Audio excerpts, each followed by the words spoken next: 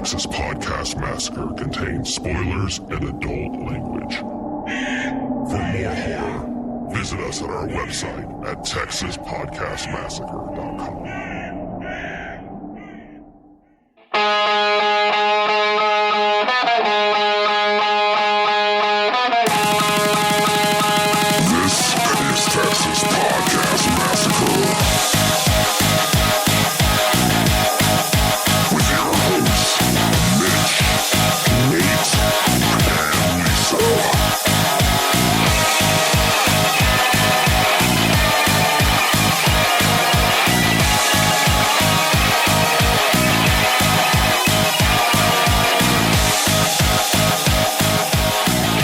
Welcome to another episode of Texas Podcast Massacre, coming to you from Houston, Texas. I'm your host, Mitch, and with me, as always, is my co-host, Nate. Bye, 2021. Yep, that's right. And, of course, our queen of unsuspecting victims herself, Lisa. The years go fast, but the episodes go real slow. I think that was a review that was left. Maybe by Lisa. No, welcome one and all to our year-end extravaganza. That's right. We have made it through another year of horror movie reviews. Lisa, as our unsuspecting victim, you have been forced to watch some great films, some garbage ass films, all year. I'd like to hear which ones Lisa thinks is great. That's my first question. Oh, we'll find out, because we're going to talk about our favorite movies of the year, our favorite episodes of the year. And Lisa, how does it feel? You're another year older, you're another year wiser, you're another year stronger for surviving this. I mean, how do you feel? I mean, you're like you say another. No, but listen though, you say another year wiser, but I'm still on the podcast, so I don't know if that really applies. But you know what to expect. You're becoming a full like Sidney Prescott of this show, right? Like you're just constantly final girling it every week. That's very true. Every week you make it out. You survive. you like, oh, another episode this week. You just grab your gun. And you go, okay, eventually, here we go. Yeah, eventually you're just gonna run out of any possible family trees of people trying to murder you. So you're pretty much set.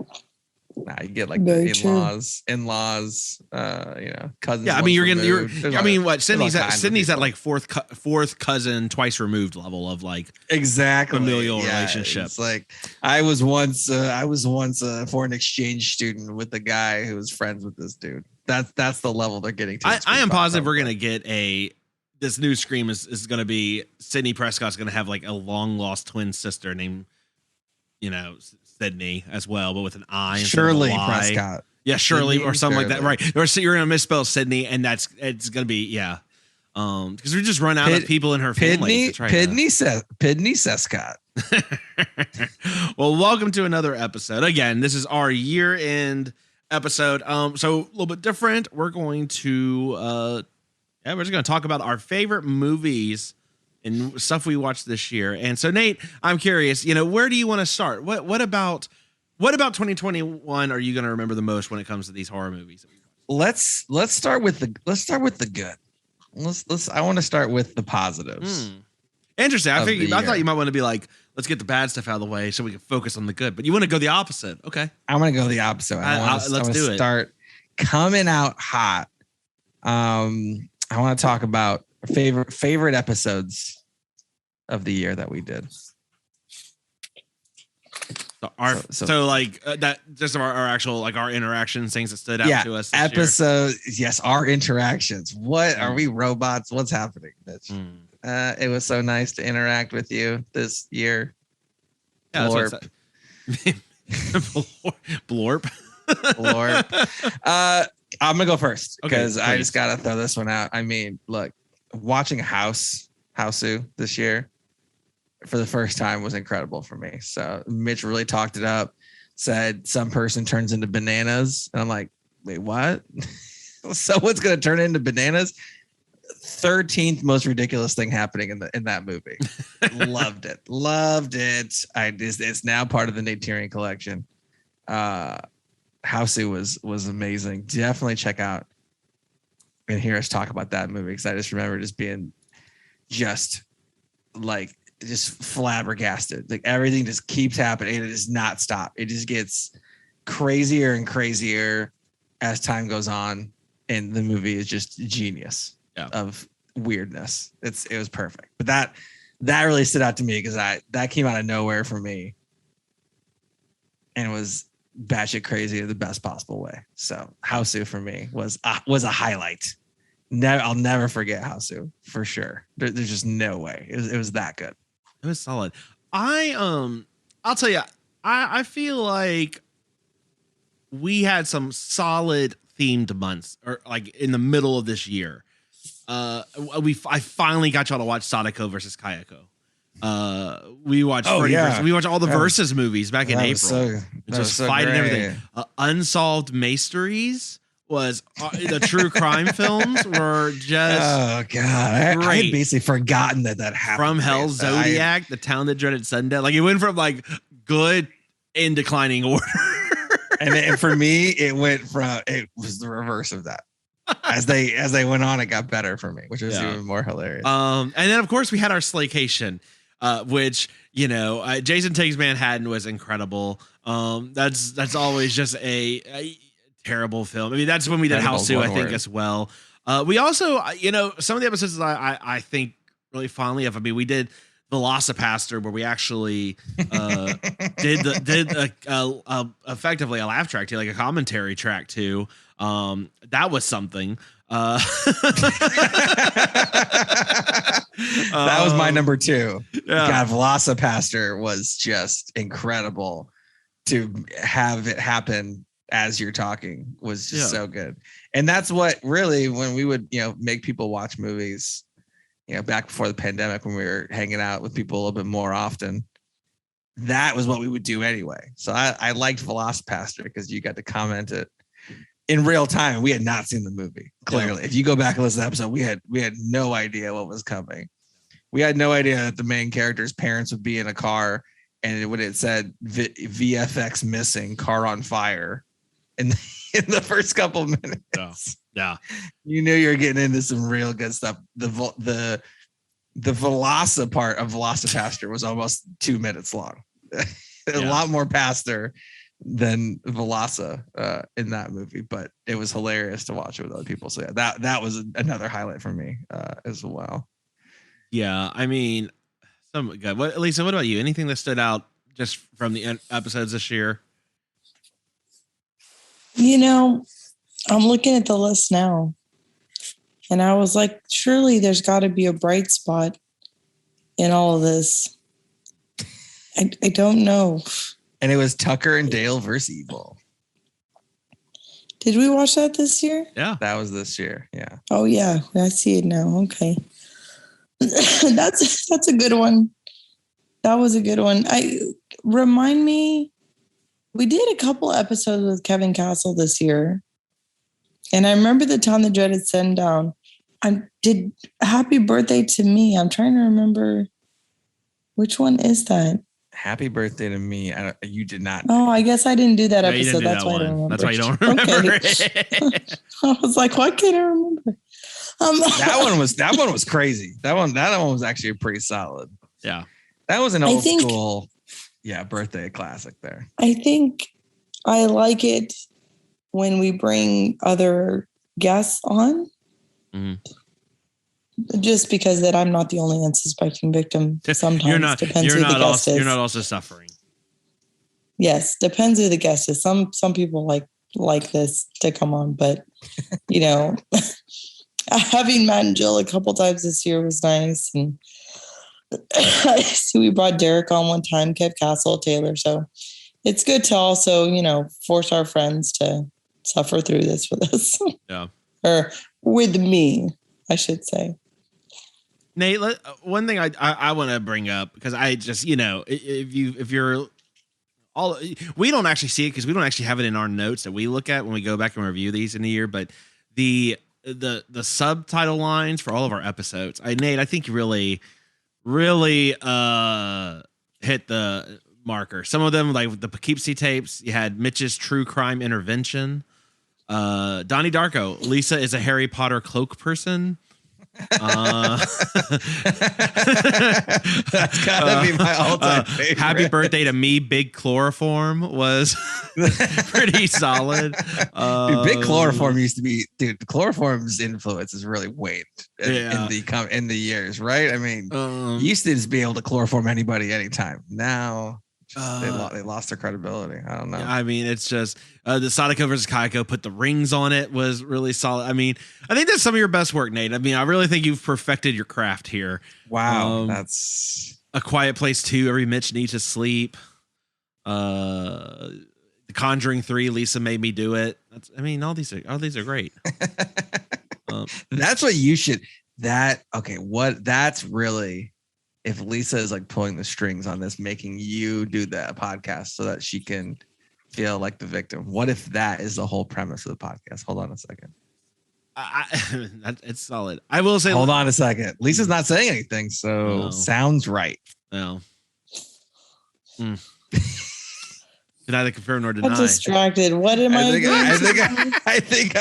Well, Lisa, I mean, what? Look, the whole show is a conspiracy where you to feel like the victim, but you're making Mitch do the podcast. That's the premise. Oh, that's a conspiracy.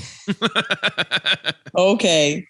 There'd be a lot more Harry Potter episodes. And I'm the one that tricked him into buying all the fancy recording equipment too. Mm-hmm. That was it. So that you could get something else of equivalent. See, that was it. That was what happened. Right.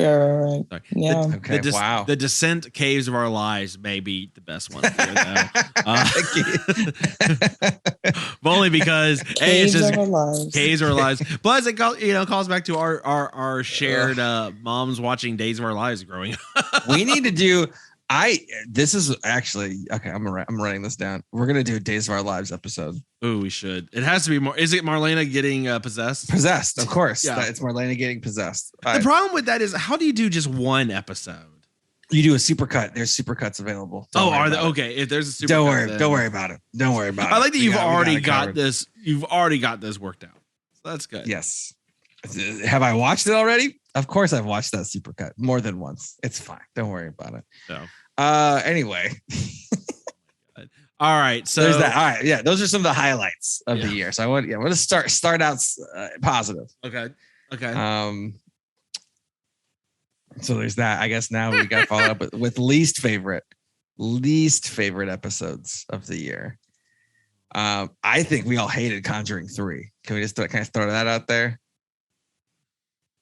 Yeah, I would say Conjuring 3 was just the most boring, predictable. Now, was it the worst of the year? Movie. Probably not. Look, if you're pretty bad ones. If you're bad, Nate, but you're interesting bad. No? I'll take the lead on this conversation. Because let me remind you what else we've had to watch. Okay. Mm-hmm. We had to watch Leprechaun 3. Really? We had to watch Freddy versus Jason. Classic. Mitch finally got his wish, and we had to watch Sadako versus Kayako. We're giving a lot of airtime to Sadako versus Kayako because it's incredible. We had to watch Troll 2. I'm saying I had to watch Troll 2. Troll 2, come on. This is a movie I have been avoiding for no less than, I think, 10 years. And you finally made me watch it. So congratulations. That's episode 200. Did it, Nate. We can close the podcast down. We got it. Actually, you had the mailbag on that one too. That was incredible. That was a great episode. Shut it down. The good episodes. Howsu. Okay, maybe it's on your favorite list. It's not on my favorite list. Malignant, Brain Damage, Psycho Gorman. I mean, the list goes on and on here. Hold on. That kid who got turned into a brain with googly eyes. You're saying you didn't like that. Oh, Ginger Dead Man. That's how I had to close my year. That's how I had to close my year with Ginger Dead Man. That's a tough one. That's a bad prep. That's coal in the stocking, right for the from even the Gary one that Busey. Was supposed to save me. Okay, even when you're all like, "Oh, let's take it easy on Lisa. We'll watch Little Shop of Horrors." That wasn't any good either. Because you didn't watch the director cut. That's the problem. You guys didn't watch when the plants were taking over Cleveland. So downside. Wait, you're complaining about Little Shop of Horrors, but you're not complaining about Bone Tomahawk? Yeah, I said I left that one off. That's on there too. Okay, yeah, I was like that was that was basically the anti-Lisa movie of the year. I think. Yeah, I don't know. That was brutal. It was very brutal. That and Poughkeepsie Tapes. Poughkeepsie Tapes could not be any rough. less Lisa if you were trying. Oh my God! I don't even want to talk about Poughkeepsie Tapes. We talked about it. I don't know. I mean, I'm looking. The worst episode, like if you just say the worst episode, right? All the episodes are fun. Even our bad ones. I don't know, man. I think I'd honestly almost say Halloween Kills was maybe the worst episode. God, no, but you got to rant so hilariously. So I don't know. Yeah, but I kept it bottled up until the end. Like we were like almost done, and then I just like exploded into just anger.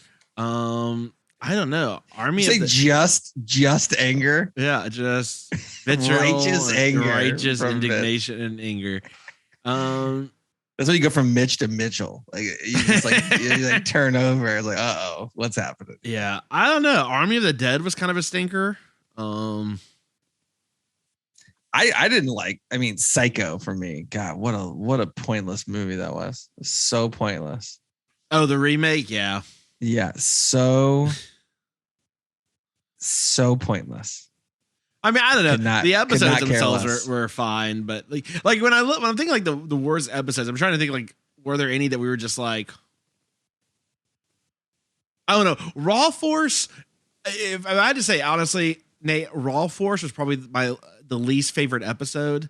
It just in terms of an actual episode, only because that's just a movie you have to see the batshit craziness. Because I think you and I just laughed.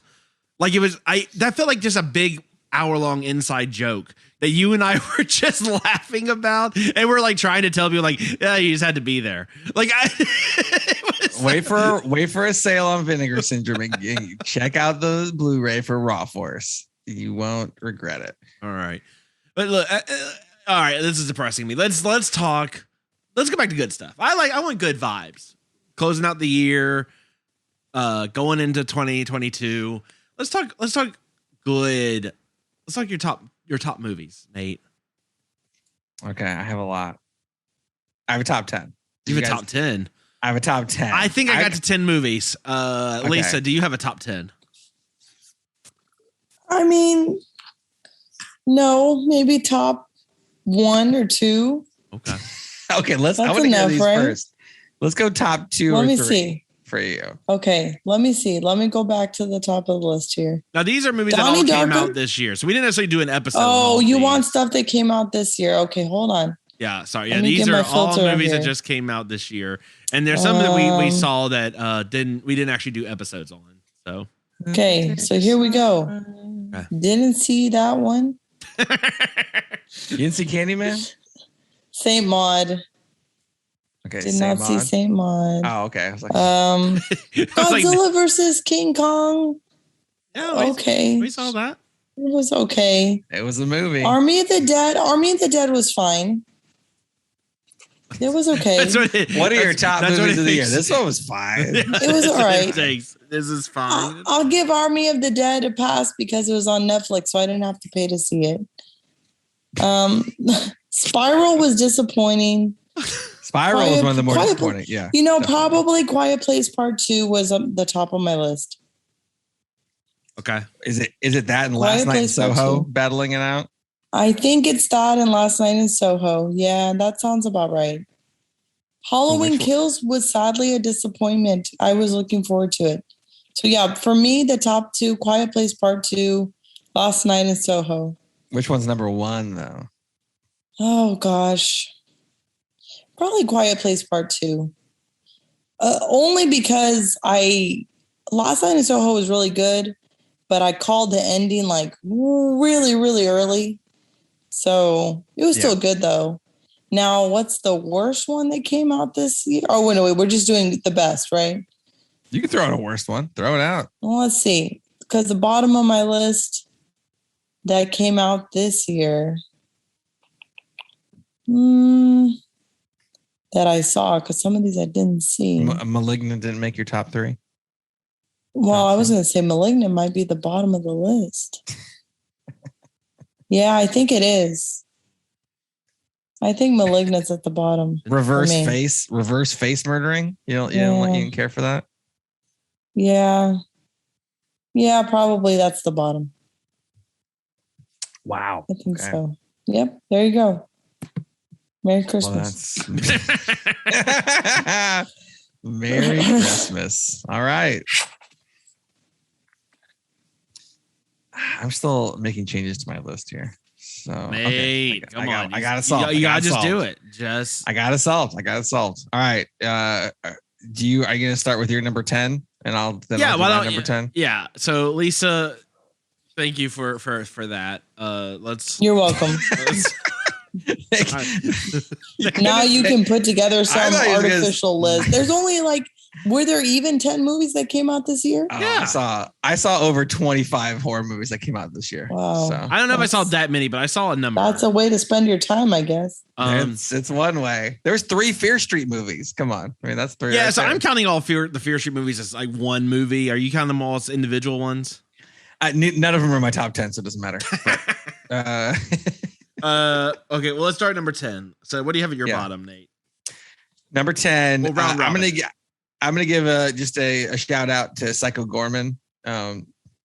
Funny premise that it didn't last very well for me, but I just want to give a shout out to that movie because it's hilarious. That is really funny because I also put Psycho Gorman at number 10. Well, no, I put it number 11. That's my. It made number 10. It made number 10 for me. It made number 10. Yeah, it's number 11 for me, but number 10 is Slacks. Also on Shudder. Lisa, you'll love this. It's about a pair of killer jeans. You'll love it, Lisa. You'll love it. Oh, yeah. It's like a 75-minute movie right up my alley. A pair of killer jeans. So it's a pair of killer jeans in this pretentious. But which brand, Nate? Was this Levi's? It's a made up brand. It's like a made up brand. In SNL when Jimmy Fallon and the guy from Will and Grace work in the store that's really fancy that Will Ferrell is the head of. Yes. He has a really tiny phone. It's a store like that, like a really pretentious, douchey store. They have these new pants that have this stretchy material that's supposed to fit you really well. But a girl who was, picking the cotton to make that in India died in the thresher of which that one was made, and she gets revenge. Oh my God. And it's jeggings. This is the jeggings revenge of movies. Number 10, Slacks. See, I told you you'd like it, Lisa. It's only 70. It's like a 78-minute movie or something. I remember it being very short. That's 70 minutes too long. Okay. Well, that's why number 10 is hilarious. Kind of funny. The premise is just by the end, there's a bunch of jeans walking around trying to kill people. It's great. Of course. So it's great. Lord. Thanks, all Shudder. right.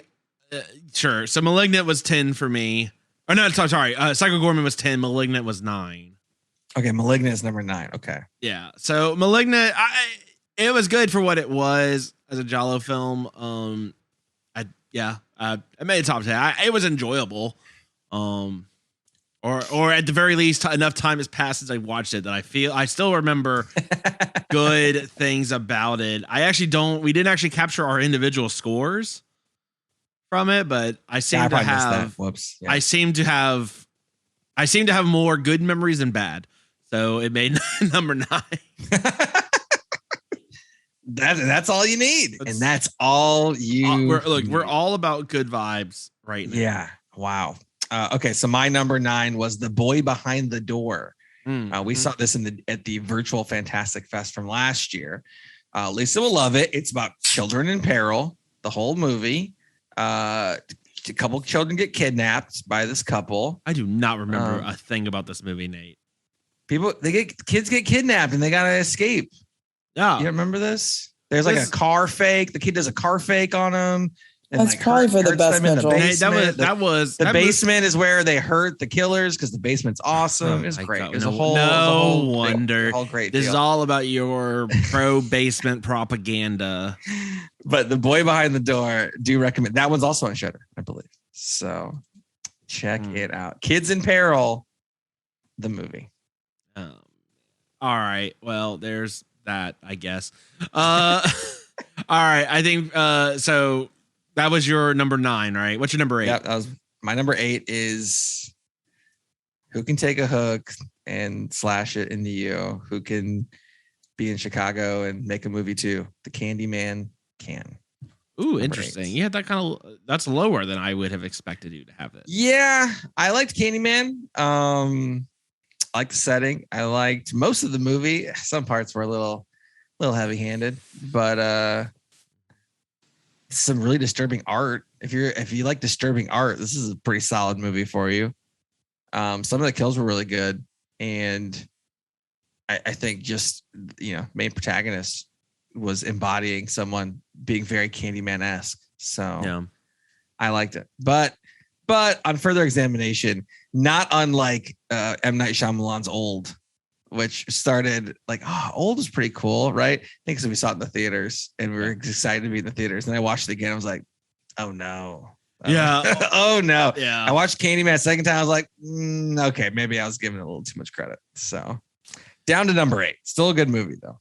Yeah. Okay. Interesting. So I have Candyman. You'll hear back from Candyman later. My number 8 was Fear Street Part 2, which is the 80s one, which is much interesting. Better. The first 2 Fear Streets are actually not too bad. The third falls kind of flat, but the third one was my favorite. And it was on my list for a briefly. Yeah. So that makes total sense. Sounds right. Well, and I think it kind of depends on the type of movie you tend to like. Fear Street 2, I think, was just a little bit better in terms of the horror, the some of the kind of tying in some of the mystery stuff together. I mean, it was, again, this is a trilogy that's really a single movie stretched out over 3 movies. So this is really kind of the meat of a lot of what's going on.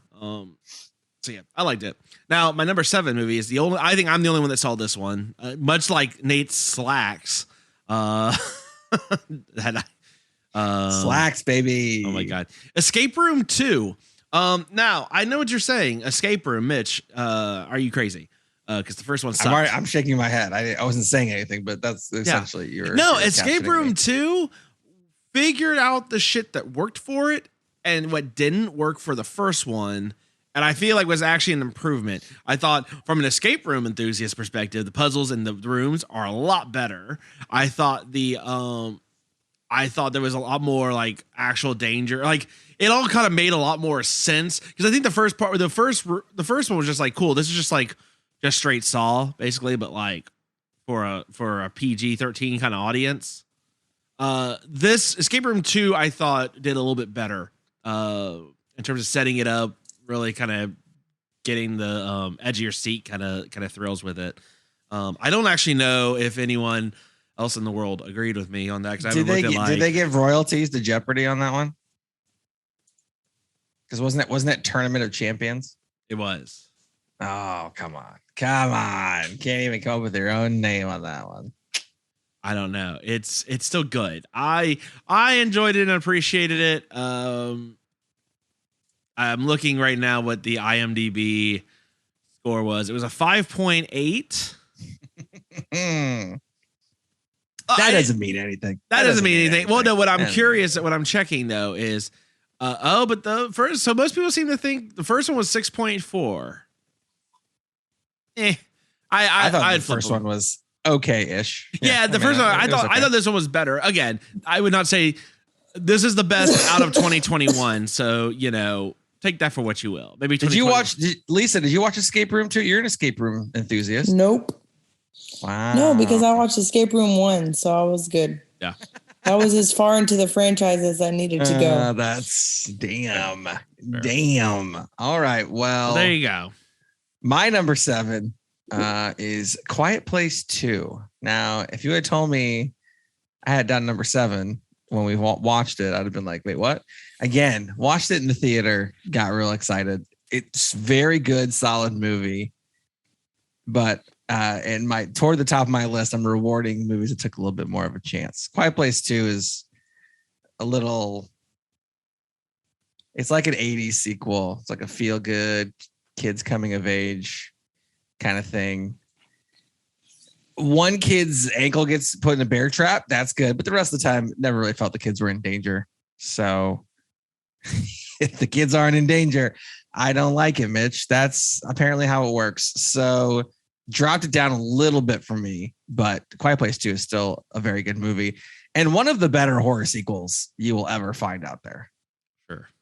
Because horror sequels are traditionally, other than Leprechaun 3, which Lisa mentioned, other than that, not known for being super great. And Quiet Place 2 is definitely a good movie on its own, but dropped it a little bit for some more interesting fare above it. So there you go. And I guess, okay, so I go next for my number 6, right? Yeah. Number 6, a movie we saw in 2019 at Fantastic Fest in person. Feels like about 17 years ago. Saint Maud. Saint Maud finally came out, and I did watch it again, and it's real good. It's short. It's a young woman falling into absolute insanity because she was overworked as working in the medical industry. Yeah. Overworked. Sound familiar? Currently, and accidentally helped kill a guy and felt so guilty about it that she went insane. So, yeah, it was real good. I watched it again. Still liked it. I probably liked it better the second time, to be honest. It's real good. So yeah, number 6, Saint Maud for me. I'll just go ahead and say it's criminally low. Number 6 for me. Number 6 for me was Candyman. Again, I think for the same. I think it was a really good reimagining of the original. I think it was a little heavy-handed. I do agree. I think you and I we were hanging out in the parking lot afterwards, just kind of talking about it for a while because I think I felt like coming out of it, it was like, we get it. Yeah, we get it. We get it. Yeah. Still solid, but we get it. It. Come on. So I won't believe that. Number 5 for me was A Quiet Place Part 2 as well. So okay, all right, you're right. We're right about this. Similar. Yeah, it was good. I really liked it. When I think about some of the other movies that are above it, I mean, they're all relatively close. A Quiet Place Part 2 is very well shot, well acted, good story. Very kind of Last of Us vibe for sure. Nothing really bad to say about it. Just, I think the other one's above it. What's your number 5? It's very competently made, very slick, but I find myself leaning more toward the rougher, more interesting type movies. Well, and I told you this and you thought I was a crazy person, I think, when I said it, but I don't actually like watching movies more than once unless I really like a film. So like if I see a movie and it's okay, good, okay, whatever, I will most likely not watch it again unless we're doing it for like the podcast, right?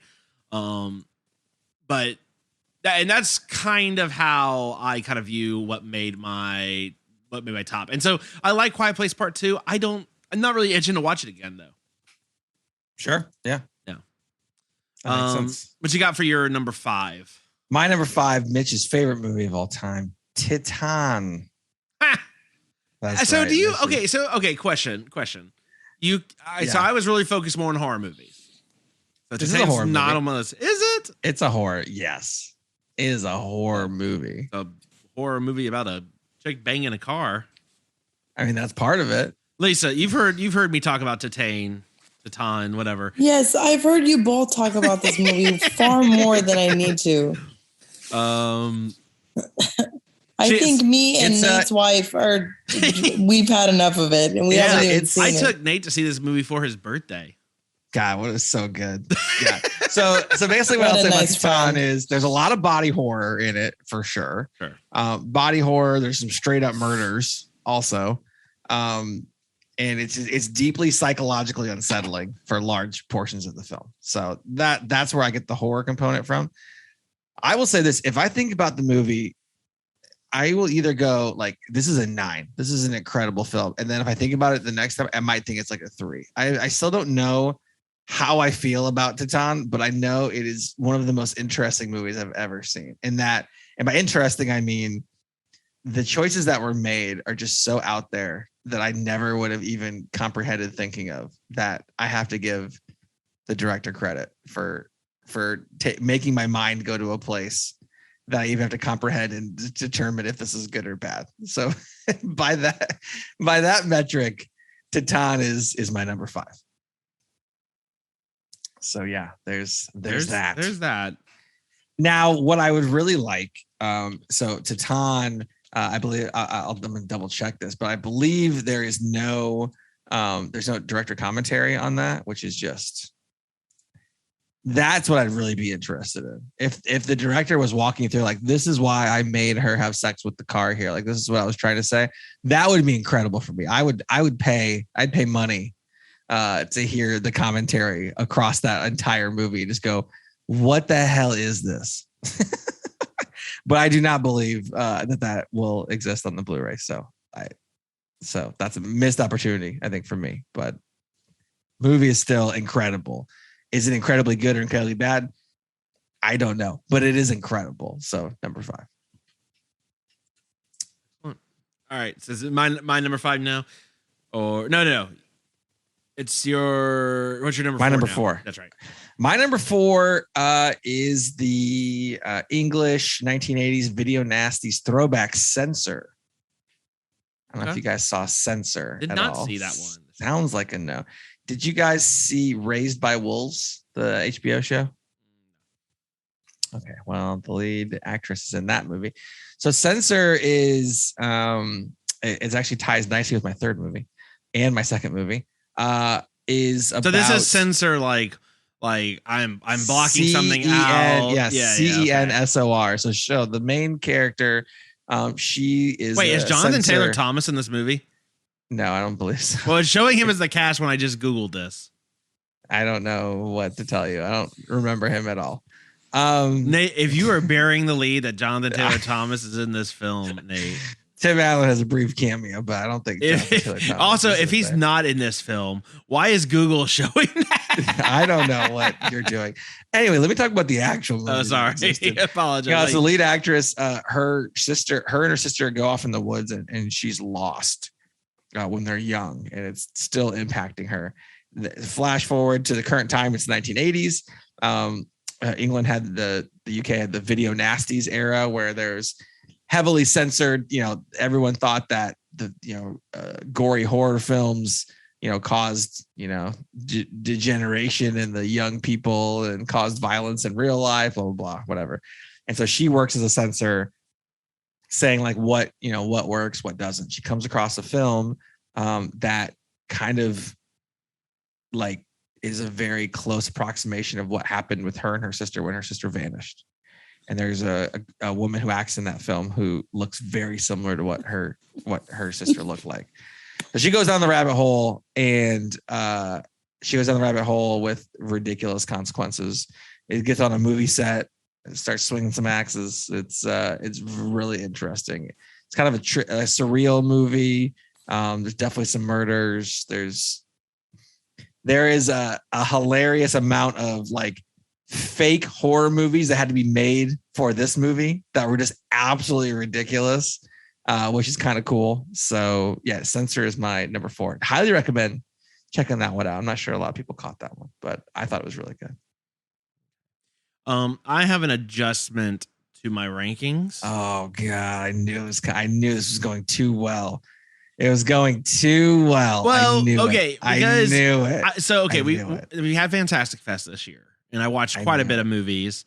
I knew. My issue, shut up. My issue was some of them. We were going by like theatrical release, not like, hey, I saw it this year, but didn't come out for like 2 fucking years later, right?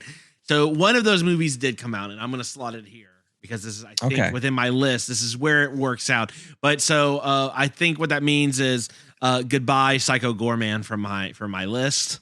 Oh, okay. We're all everything shifted now. Okay, everything shifted down from what you've heard. So so now my number 5, I guess, is it's a movie called Hellbender. Okay. Yeah, so it's sort of like a folk horror film. It was on Shudder. Let's see. How do I describe it? Through Bend in Hell. Is this like a Bend It Like Beckham? But it's like, well, it's like it's about a girl that's becoming effectively, she's getting her powers as a witch as she's becoming more of a woman. It's just for a teen and her mother live simply in a home in the woods, spending their time making metal music. A chance encounter with a fellow teen causes her to uncover a connection between her family and witchcraft, which causes a rift with her mother. Okay, those are words. But it's a very independent film. I think the directors were actually like the main actress and her husband, the mother and her husband, and the daughter was just another actress they brought on. But very good on Shudder. Yeah, that I was very surprised. It got a lot of press from like Fantastic Fest and other places. Interesting. Yeah, really good, really good. Very again, kind of more folk horror film-esque. All right, putting it on the list. There we go. So now let's get back into where were we? We're at 4. I'm surprised we haven't talked about this one, Nate. The Night House. Oh, don't worry, it's coming. It's coming. The Night House. I know you were higher on this movie than I was. I love The Night House. But I love it. I watched it again. Well, exactly. Over time. Now, technically, supposedly this movie came out in 2020, but I don't think it came out to the theaters until 2021. No, it's 2021. Yeah. So, Lisa, this is that movie you saw the trailer of where a woman, her husband, Rebecca Hall is amazing in it. Rebecca Hall. She's incredibly good at this. Her husband has just died, so she's left. She has this lakeside house. And she sees sees these images of like what's like a reverse house or all this kind of stuff. It's really good. And I think what I love about this is it's very original. Yes. It's a really interesting concept, really well done. I think there are parts of it that I don't think hit quite as well when we first saw it that I think you liked. That for me, it just wasn't as, I don't know, didn't really hit, just didn't land the right way, but it was really good. I think unsuspecting, victim friendly, largely very much more a suspense thriller type of movie, more so than like a slasher or gory or anything like that. Yeah, it's a supernatural, psychological, horror film. Yeah, definitely. So I think that one's there. So that's my number 4. Very nice. Okay, now Nate, I think it's. No, it's your turn for number 3. No, number 3. Okay, sorry. My number 3 then is VHS 94. So another Shudder one. Did not catch it. Did not catch this that one. Hale Rotman.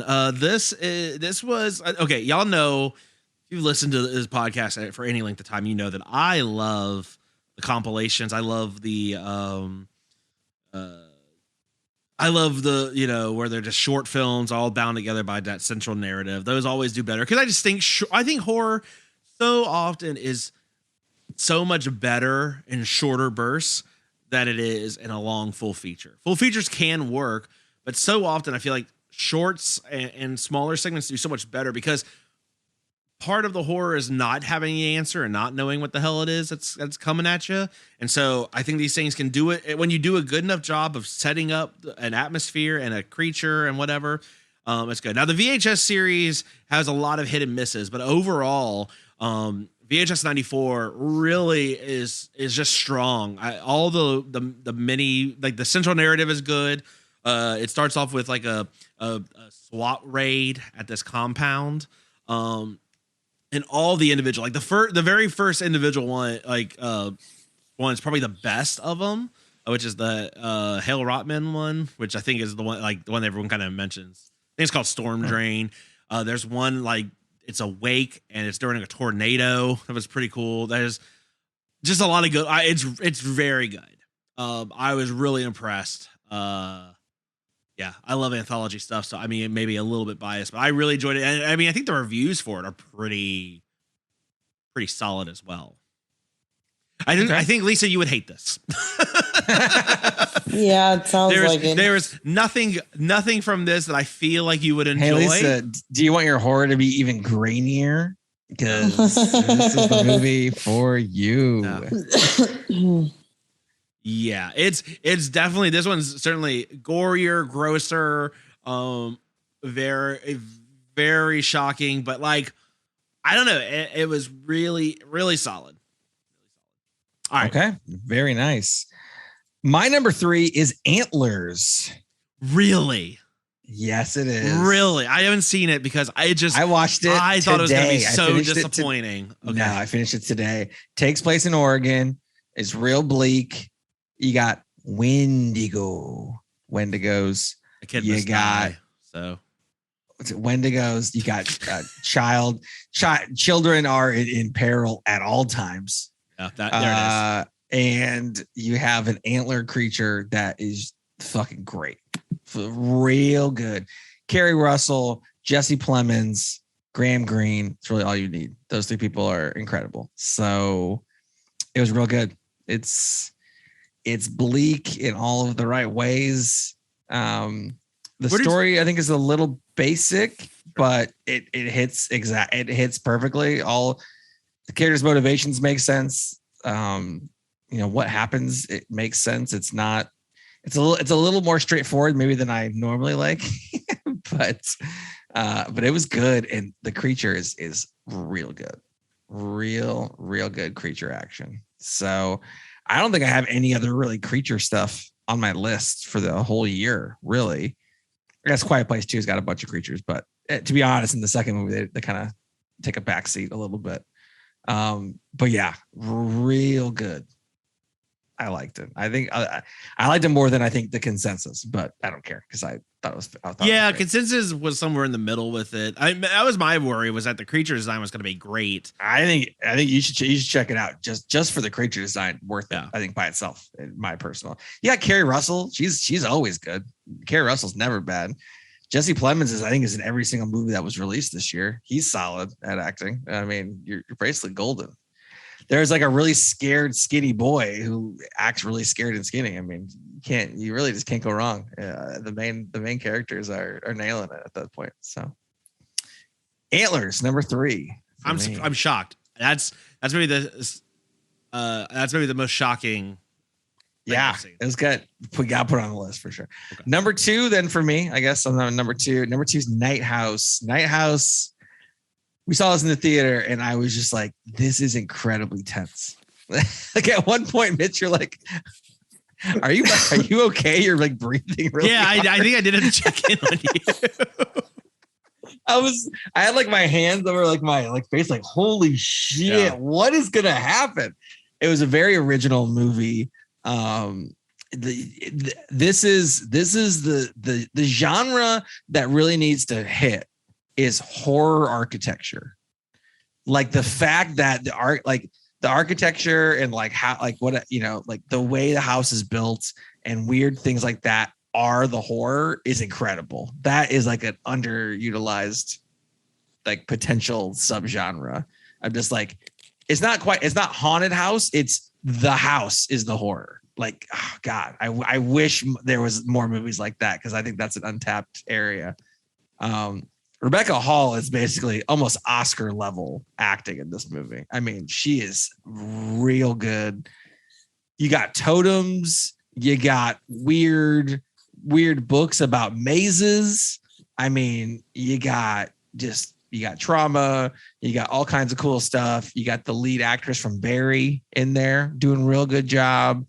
Man, it was just a great film. That was a great see in the theater movie for sure. But watching it again and getting other people to watch it with me was still great. It was very tense, really good. So yeah, number 2, Night House for me. That's Elisa. I think you would like Night House. I think you would too. I may have to watch Night it. House. I think you would like this one. That's one that I may have to go back and watch it. It's certainly very like not tense gory and scary, but not gory. at all. You could handle it for sure. There's good acting. The acting is like, like you see the acting and you think back on it, you're like, that was really well done. Like, you don't not a lot. Yeah. I didn't look back at Slacks and go, ooh, the acting was real good. That's not always how it works, but in that one, for sure. So Night House for me. All right, what's your number 2, Mitch? Man, let's see. It's still a toss up, right at the end. No, number 2 is Saint Maud. Easy number 2, Saint Maud. Wow. Okay. I love that movie when we first saw it, and I as I mentioned just a little while ago, I know they watched movies multiple times. That movie ended. I think I told you I was like, I want to watch this movie again immediately.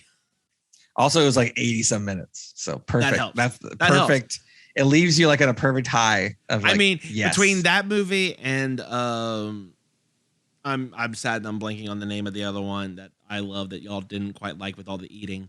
With all the eating, what? You know, the one where they're on different levels and they keep changing every few weeks. Oh, Platform. I love Platform. Yeah, I love Platform. Yeah. But those are the two great. Besides Parasite, that was what a fantastic fest that year. That fantastic. That had fucking Jojo Rabbit in there too. I mean, Jesus, that Fantastic Fest was incredible. Saint Maud. I mean, it just so good. I just love I love the religious allegory. I love the idea that she's, it's one of those things. One of the things about like possession films or some of those religious films is that, they try to be very clear about who it is that they're hearing voices from.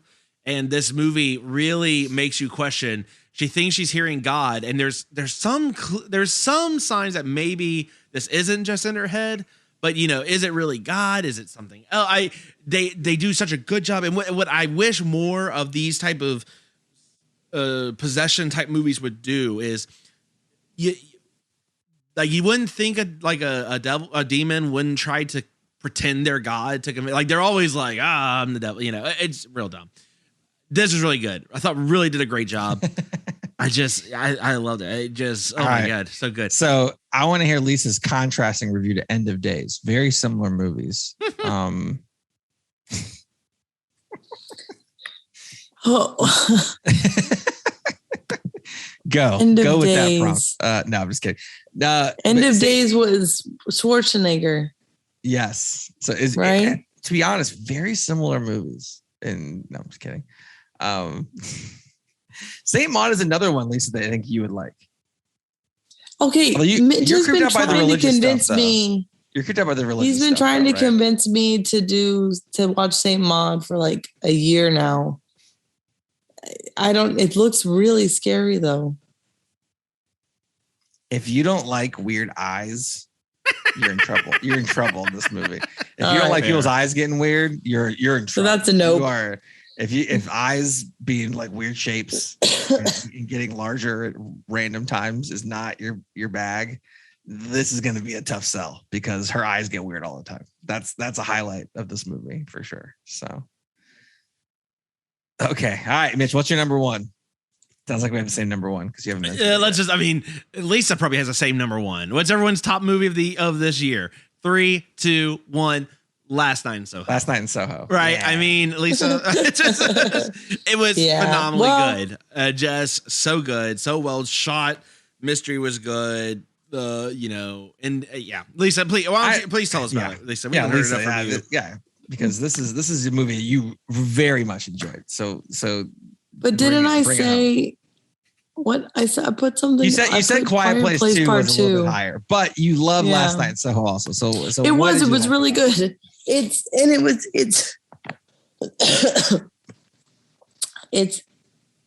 one of the ones, you were talking about Night House and the kind of flip-floppiness of the architecture and stuff. And this is another one. It's so beautifully shot. It's really, really well done. And we talked about it a lot in the episode, but that one scene where they're dancing and they're switching out the actresses. And Nate, I think you sent us a follow-up text with an article on how they did it. It's practical effects. There was like the camera placement. It was so seamless. Choreography. Ooh, so just a really beautifully shot movie, really good story. I think I'm getting to the point now where I've watched so many horror movies, I can call most endings. There's not an ending that really shocks me. But that's okay because it played out really well. So yeah, just that one was very, very good. I would say even for the ending, you kind of call it, but you don't know the extent of it. Yeah, that may be that's true, right? It was like okay, I kind of called a general part of it, but when they got to the nitty gritty details, I was like, I did not see that coming. Okay, so much worse. Yeah, that's way worse. And one thing too. It's one thing to just be able to call an ending, but to execute it is the key. And so this movie does that. Like, you could call the ending, sure. I mean, if you've seen enough movies, read enough like mystery novels, right? You're gonna know what to look for, right? But being able to pull it off and just stick that landing as good as this movie did, it's not a horror film, but kind of same thing with Nightmare Alley. Same sort of thing. You can kind of see how it's going to basically play out and what the ending is going to be. But sticking that landing is so important. And if you can do that, then who cares if it's predictable, right? Like, yeah, it's so well done. And yeah, I agree with you. The extent to which you really can't pull together. Stylistically, it's awesome. Yeah. Now, I guess my question to y'all, so that we all kind of agree on that. Go ahead. One Sorry. thing to add real quick on that is, so Edgar Wright is awesome. I'm just gonna throw that out there. But Diana Rigg, one of my all-time favorite actresses, R.I.P. Was her last movie. Diana Rigg is incredible in this. Her ending of life roles were some of the best picks, like, ever. Like, it's just, she somehow was not, I mean, it was relevant for a long time in England, for sure. But became kind of two super popular famous things right at the end of her life, just to cap off, I was incredible at acting. And here's some great stuff for posterity. But Edgar Wright in general has gotten so good, right? Because he did Shaun of the Dead, right? Shaun of the Dead, Hot Fuzz, and World's End. His last movie before this was Baby Driver, which was a straight up car action movie, right? But he's always been a huge fan and is in a million special features of Blu-rays as being a horror fan. He'll just jump on a random Blu-ray, Mitch, and he'll just review a horror trailer. That's the kind of dude, the people who make extras on Blu-rays just have Edgar Wright on speed dial. He's like, yes, this obscure 1970s Italian giallo film, I will review the 3-minute trailer for you for a Blu-ray. Why? I don't know. He just likes movies that much. It's ridiculous. And so now he kind of got to make that type of movie, and I think he just crushed it. So I just loved it very, very much. I feel like Edgar Wright could do more movies like this, and I would be super stoked forever. He should do a trilogy of this instead of, Shaun of the Dead, Hot Fuzz, World's End. He should just do a trilogy of horror movies like that, and I would be 100% in. That would be incredible. So, yeah. Anyway, number one movie of the year. Woo. Now, Now, what were there some that just absolutely disappointed you? For this show? I'm gonna echo Lisa. I mean, Spiral. Just someone so did something. sad. Chris Rock's jaw might never recover from Spiral. I don't know. Something happened to his jaw that I don't know what happened, but I feel like his face got molded in a way that might never return to normal Chris Rock face. I don't know what he did. It was just so just blah, just so blah. That one I called the ending, but it still was stupid. That's the difference between that and Last Night in Soho. It called the ending. I was like, but this is just dumb. Yeah. I don't like that I called it. It's just stupid. So yeah, it was. Don't worry, guys. We're getting another one. So. Oh, we are. We're getting a Spiral 2. I don't know if it's Spiral 2 or it's another book of Saw. The Book of Saw continues. Oh, awesome. No, it's just, I don't know. It was Conjuring 3, Halloween Kills. Halloween Kills was the most disappointing. Spin-offs and sequels, just not as good. I mean, Matrix. I don't like The Conjuring. I mean, just all terrible. No, I haven't seen it yet. I don't like The Conjuring in general. I think Conjuring 1 was okay. Conjuring 2, I did not care for. But even with that, the movies have a certain level of interest, and they're made. James Wan is not terrible. He's good at making these type of movies. He just made too many of them. I mean, this one was just this is just so unnecessary and stupid. I don't like this. This should never have happened. It's absolutely worthless and provides no anything.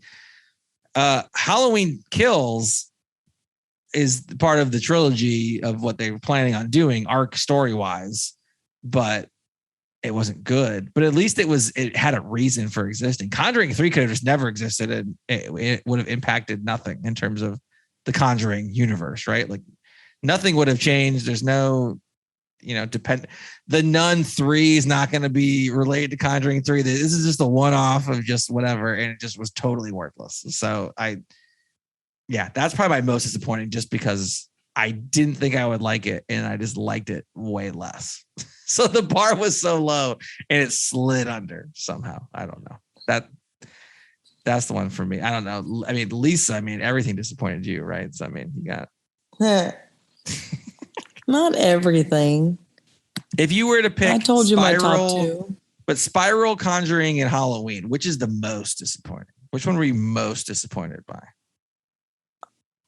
Halloween. Oh, okay. So Halloween is number 1. Okay. Yeah. And we'll get into it. So, Mitch had Mitch could do a 37-minute rant here. So, yeah. Well, because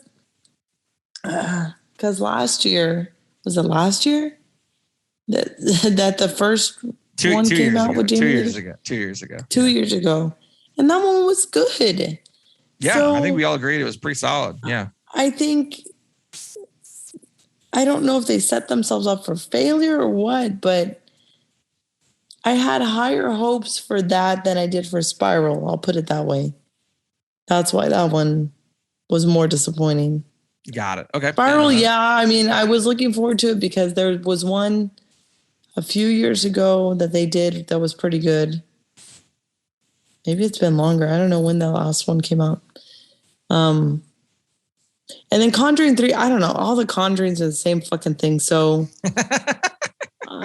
disappointment's not really the word to say. Love it. But that's so yeah. Good. Okay. Wow. Right. Well, look, I think the last thing to talk about, just things to think about coming next year. We got some, bold predictions for 2022. Nate, what movies, what things are you excited for 2020s, not 2022, 2020s movie of the decade, The Northman. So I'm just going out on a limb and just saying in the third year of the decade, Northman's is going to take it for the whole decade. Best movie. It's probably, yeah. Trailer is incredible. Robert Eggers' third movie is going to be basically Norway Viking lore meets Alexander Skarsgård's abs meets Viking action revenge thriller with Bjork. So, I don't know how you can possibly beat that. That seems like the greatest movie that's ever been made. So I'm excited for it. Lisa, I'm gonna tell you a few. I want to know your excitement level for these, because that's really the litmus test, right? Like, I can go through movies I'm excited for, but that's not what the people here. We want to know, what are the movies Lisa, as our unsuspecting victim, might be interested in. So, look, we got Scream coming back out, the 5th Scream 5. Lisa, where's the barometer on that one? Where what do you feel like there? Am I gonna have to watch the in between ones? No, I'll just fill you in. Okay. No, don't worry. Then we'll see. I don't know. I'm on the fence about that one. You can maybe watch 2. For I'm good. For the MCU folk, Doctor Strange Multiverse of Madness, which I know, Nate, you're thinking, God, I can't get away from Marvel. That's true, because that's all that's being made anymore. But also, Sam Raimi is back directing this one, and it is meant to be very much more of a Lovecraftian horror type, as close to a horror film as the MCU is going to get. Oh, so it's going to be like Color Out of Space, where one of the parents, like, it turns into a blob creature and subsumes their own kid. That's going to happen in a Marvel movie? I don't think so. Count me out. When that happens, let me know. It's not going to happen in a Marvel movie. They just don't do certain things. Sure, so, but there still could be, like, some mind bending kind of stuff in there. All right, fine. Maybe Lisa and I are all in on that one. If it's specifically supposed to be a horror movie, that's yeah. If that makes the list, that's the number one movie for me next year. Easy. Number one. Wow. Now, okay. For the podcast. What about? And I'm gonna have to watch this movie for the podcast. Oh no! Yes. Let me. Yes. That's unfortunate. Yes, it's That's done. unfortunate. It's All right. done. Yes. All right, I'm gonna Now, share my. Nate, don't worry, Nate. Hold on, Mitch. Don't worry, Nate, because there's only about 40 hours of Marvel you have to watch to catch up. So I've already watched most of it because I'm a glutton for. There you go. You're good. It's fine. All right, let's talk about the Black Phone. I'm showing the picture thank here you. because Ethan Hawke is the grabber. Says a story about the 13-year-old boy who gets abducted by a vicious murderer known as the Grabber. He's locked away in a soundproof basement where no one can hear his cries for help. Sounds totally accurate for basements. But then Finney starts seeing calls from a black. Well, it doesn't phone on the sound. wall. It doesn't sound like it's soundproof. Come on.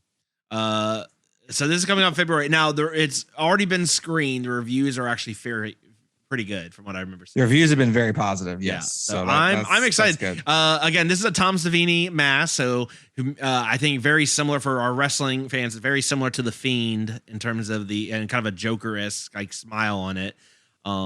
Like I don't know where he wears this. But he's wearing a top hat. Like I'm pretty sure he stands out in whatever setting this movie's supposed to be in.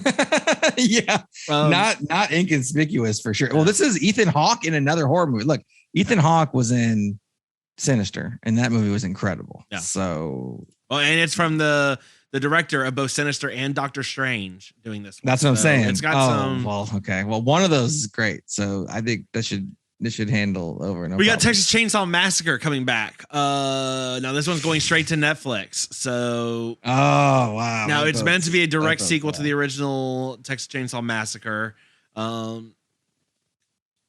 That's about all we know. So I'm not hearing a lot of enthusiasm from y'all. No, I don't know. We've got some movie called Don't Worry, Darling with Harry Styles. That one was on my list. Pugh. It's on my list, baby. Play husband and wife in a psychological experience. You know what? Florence Pugh. This is directed by Olivia Wilde. Interesting. Yes. So yes. Lisa, this is set in the utopian village in 1950s California. Florence plays a housewife who starts to worry that her husband is concealing a deadly secret. It looks like Stepford. I'm in on it. Like a modern, more intense Stepford Wives. Florence Pugh is just crushing it right now. So Florence Pugh is incredible. Yeah, so she's great. It's really weird though because Nate, I know you end up watching the MCU. I know you don't like them, but like, she's Yelena in the MCU, which is Black Widow's sister. Oh, and so she's talking in a very fake Russian accent, and my brain can't process who I saw in Midsommar with who she is in MCU. Just pretend that MCU doesn't exist, and then you've solved it. I mean, well, there you go. Let's talk about Jordan Peele's new movie, Nope, which is basically this is what Lisa calls every movie we watch. Yeah, this could be the Lisa's favorite movie of all time. Yeah, there is no real details about this movie, but Lisa, you can see the trailer or the poster. I'm in. Could it be like fine, Don't? Like so Edgar Wright's Don't from Grindhouse fake trailers? Is that what this is? Maybe. Nope. Maybe. I don't know. There's like a cloud with like a weird tail behind it over a city. I don't know. A lot of questions, no real answers. Also, Daniel Kaluuya, who just won an Oscar for just won an Oscar he's for great. acting, and it was in Get Out, obviously. Kiki Palmer's in it. Stephen Yun. I mean, come on, that sounds incredibly good. Yeah, you got. So this is from Jordan Peele. So instead of him just kind of producing it, this is his producing is mixed results. Yeah, I will say. Now, Lisa, Pocus Dos, I think is the title.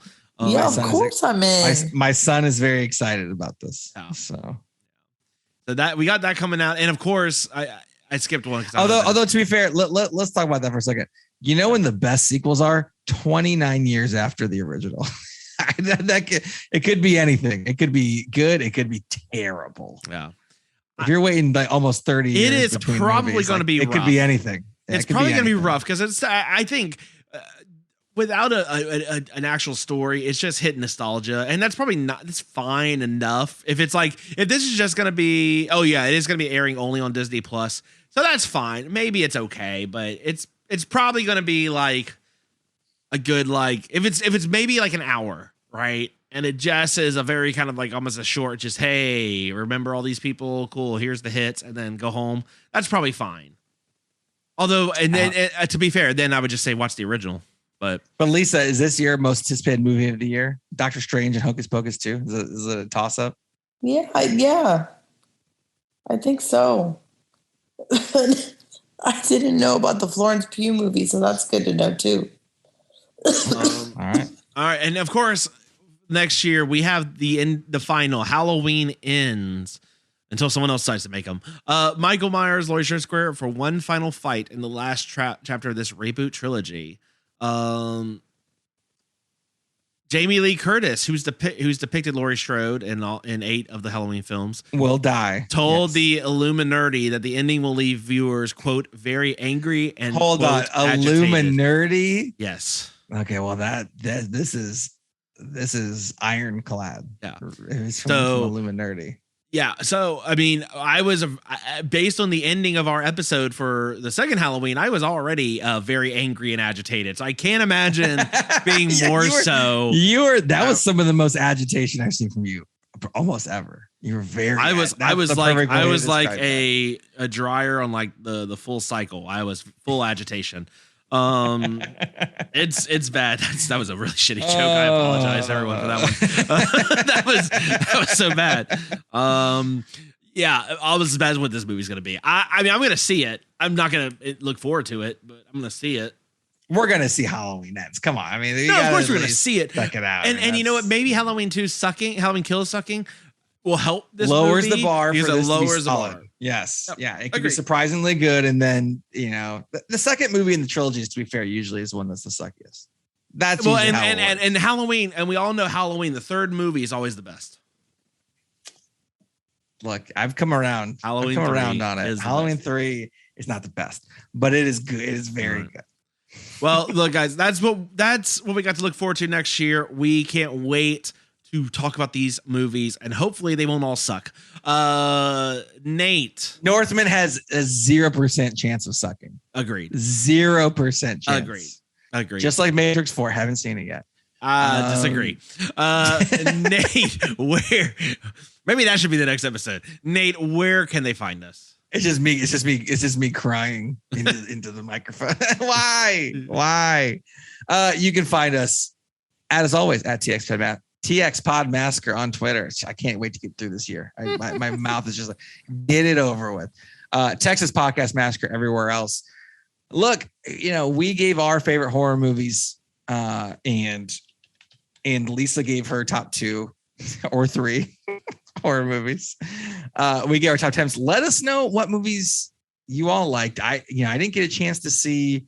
I got a chance to see everything. There was Nightmare Alley was on my list. I haven't seen yet. So just came out. So good. It was so good, but it wasn't on your top 10. It wasn't a horror film. I thought it was. It's not a horror film. That doesn't count. No. Oh well. Okay. There's that. I saw some people. Oh, Mitch, you and Lisa will hate this. I saw on Bloody Disgusting that they had Green Knight, their number 3 horror film of the year. So, not a horror film. But it was Willy Wonka's more of a horror film than either of those movies are. So. Lisa, I'm surprised you didn't mention Green Knight in your rankings because you seem to like it so much.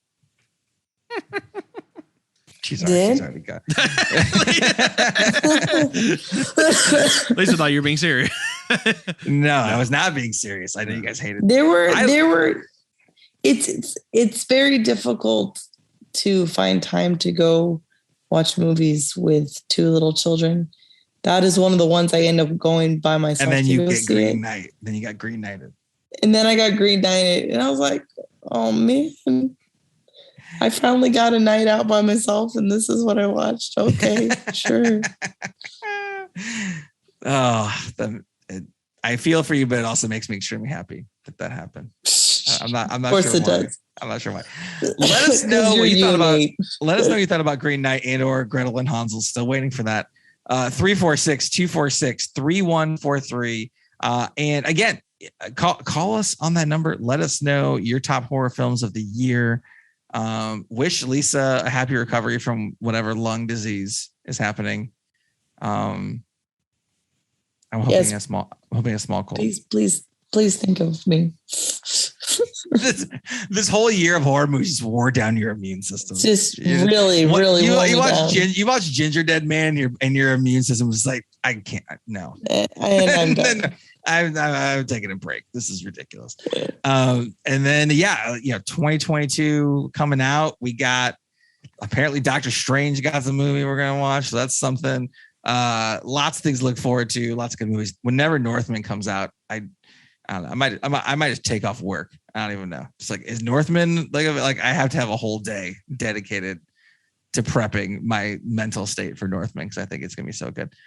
Scream's coming out, lots of good stuff. So we'll be back next year, better than ever, watching all these films. And thanks everyone for listening. One more year, Lisa, one more year down in the books. Who would have thought? Man, telling you, sitting on your guys' kitchen table, using coding books to make sure the mics were propped up. Yeah, we've come a long way. And with our crappy ass audio to now, 4 years later. Ridiculous. So thanks everyone for listening. Go check out Last Night in Soho because it's apparently our unanimous or almost unanimous movie of the year. And yeah, we'll see you in 2022. Lisa, any last words for this year? No, I hope you've all had a happy and healthy holiday season. Thank you for listening to us and being right there along with us. I know some of you are unsuspecting victims, and I appreciate you sticking with us. And I know some of you are crazy people like Mitch and Nate, so thank you too. Well, that's a bold statement. Thanks to shout out to the crazies out there. Thanks to the crazies. I like that. That was we need to incorporate that into our sign out. Thanks to the crazies. Thanks to the crazies. Oh my! Well, all and right. Not George Romero's Crazy or the remake of the Crazies. It's like a lowercase c crazy. Different crazies. Yes. Yeah, the kind of crazies you like. You bring home to mom. Thank you all so much for tuning in all year, for hanging out with us. We will be back in January. I think we have a themed month coming out the gate, so be on the lookout for that. And we got some big news and big stuff all coming down the way. So yeah, keep listening in, keep chatting with us. Hope you all have a very wonderful new year from all of us at Texas Podcast Massacre. Thank you so much for tuning in. Just keep telling yourself it's only a movie. Good night.